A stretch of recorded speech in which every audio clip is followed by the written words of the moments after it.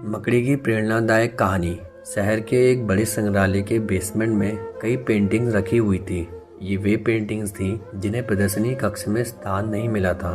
लंबे समय से बेसमेंट में पड़ी पेंटिंग पर मकड़ियों ने जाला बना रखा था। बेसमेंट के कोने में पड़ी एक पेंटिंग पर एक मकड़ी ने बड़ी ही मेहनत से बड़ा सा जाला बुना हुआ था। वह उसका घर था और वह उसके लिए दुनिया की सबसे प्यारी चीज थी।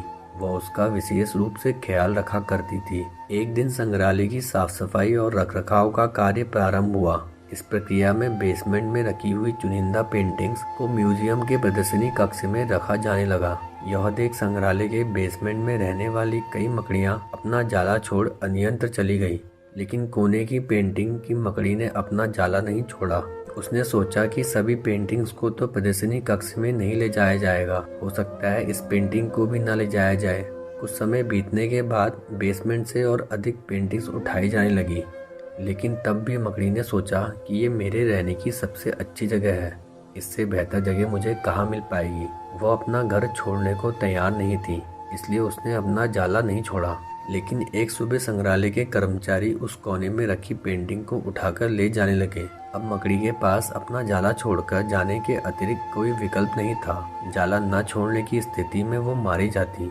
बुझे मन से उसने इतनी मेहनत से बनाया अपना जाला छोड़ दिया। संग्रहालय से बाहर निकलने के बाद वह कई दिनों तक इधर उधर भटकती रही। कई परेशानियों से उसे दो चार होना पड़ा। वह बड़ी दुखी रहा करती थी कि उसका खूबसूरत घर भगवान ने उससे छीन लिया और उसे इस मुसीबत में ढकेल दिया।